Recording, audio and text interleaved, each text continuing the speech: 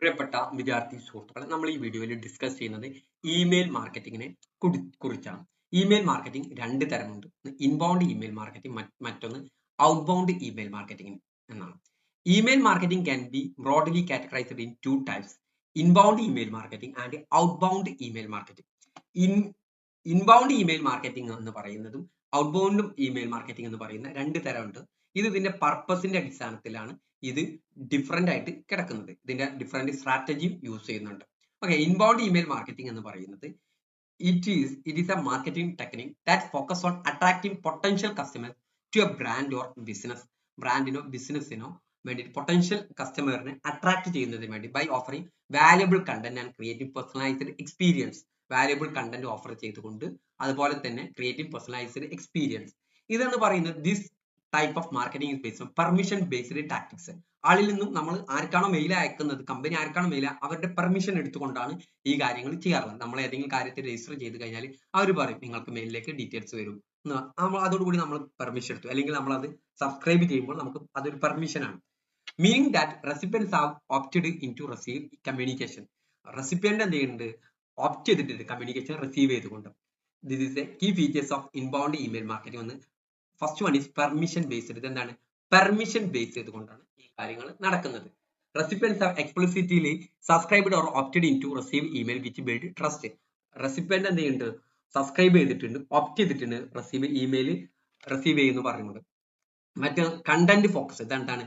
Content focus ചെയ്ത് useful ആയിട്ടുള്ള, informative ആയിട്ടുള്ള, എന്റർടൈനിങ് ആയിട്ടുള്ള കണ്ടന്റ് പ്രൊവൈഡ് ചെയ്യാണ് ഇതിലൂടെ ചെയ്യുന്നത്. That address the recipient needs and interest.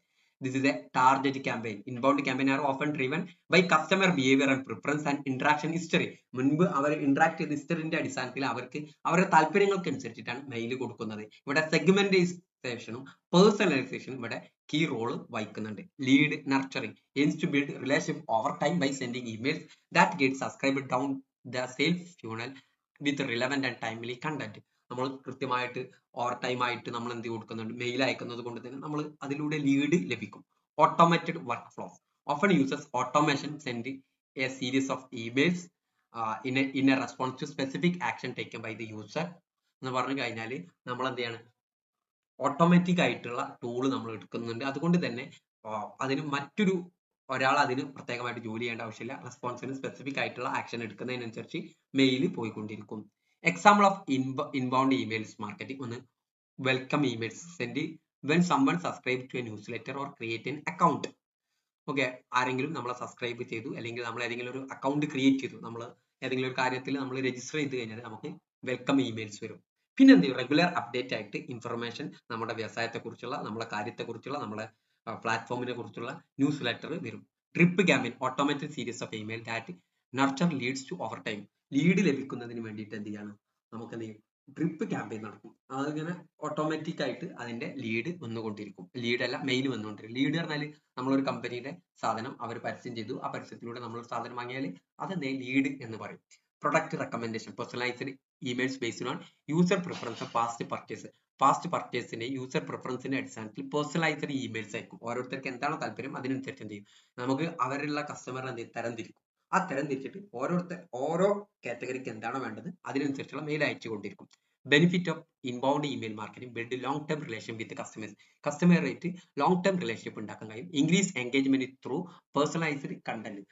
Personalised content അയക്കുന്നതോട് കൂടി തന്നെ എൻഗേജ്മെന്റ്, ആളുകൾ നമ്മളെ മാർക്കറ്റിംഗ് ഇതിൽ, നമ്മളെ മാർക്കറ്റിംഗ് കൊടുക്കുന്നതിൽ അവർ എൻഗേജ്മെന്റ് കൂടും. Helps generate qualified leads over time. Generate ചെയ്യുന്നത് ക്വാളിഫൈഡ് ലീഡ്സ് ആയിരിക്കും. Focus on providing value rather than pushing direct sales. Focus ചെയ്യുന്നത് വാല്യൂ ആണ്, പുഷിംഗ് അല്ല. ഡയറക്റ്റ് സെയിൽസിനുള്ള പുഷിംഗ് അല്ലാതെ വാല്യൂ ബേസ്ഡ് ആണ് ഇത് പ്രൊവൈഡ് ചെയ്യുന്നത്. ഇനി അടുത്തത് outbound email marketing. Outbound email marketing എന്ന് പറയുന്നത് ട്രഡീഷണൽ ആയിട്ടുള്ള provocative marketing approach that involve sending emails to list of potential or existing customers with the intent of promoting product service offers. Product service ഓഫറുകൾ promote ചെയ്തുകൊണ്ട് നിലവിലുള്ള customers അല്ലെങ്കിൽ potential കസ്റ്റമേഴ്സിന് എന്ത് mail അയക്കണം. ഇൻബൗണ്ടിനെ അപേക്ഷിച്ച് ഇയാളുടെ റിസീവ് ചെയ്യുന്ന ആളുകളുടെ പെർമിഷൻ എടുത്തുകൊണ്ടല്ല ഇത് ചെയ്യുക, അയാൾ ഓപ്റ്റ് ചെയ്തുകൊണ്ടല്ല, cold outreach and mass promotional message ആയിട്ടാണ് ഇത് പോവുക. ഇതിന്റെ ഫീച്ചേഴ്സ് എന്ന് പറയുന്നത് cold outreach often involve sending unsolicited emails to individual or business that may not have prior relation with the sender. Sender ആയിട്ട് റിലേഷൻഷിപ്പ് ഇല്ലാത്ത കസ്റ്റമർക്ക് എന്ത് ചെയ്യാണ് നമ്മൾ മെയിൽ അയച്ചുകൊണ്ടിരിക്കുകയാണ്, അയാളായിട്ട് മുമ്പ് റിലേഷൻഷിപ്പ് ഇല്ല. ഓക്കെ, അതിനാണ് കോൾഡ് ഔട്ട്റീച്ച് എന്ന് പറയുന്നത്. ഇത് സെയിൽസ് ഫോക്കസ്ഡ് ആണ്. Driving sale, generating leads, increasing brand visibility through product promotion, offers or invitation. This is a mass emailing ആണ്. ഇതിൽ നടക്കുന്നത് മാസ് ഇമെയിലിംഗ് ആണ്. ഓക്കെ, ടൈം സെൻസിറ്റീവ് ആണ്. Many outbound emails are urgent, offering limited time promotion or exclusive deals to incentives quick response.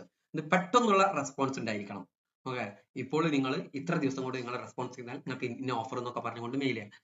Limited time ആണ്. Follow up and reminders. Outbound campaign often involve follow up emails to prospect who haven't responded to the initial outreach. Initial ഔട്ട്റീച്ചിൽ respond ചെയ്യാത്തവർക്കും വീണ്ടും mail അയച്ചുകൊണ്ടിരിക്കും.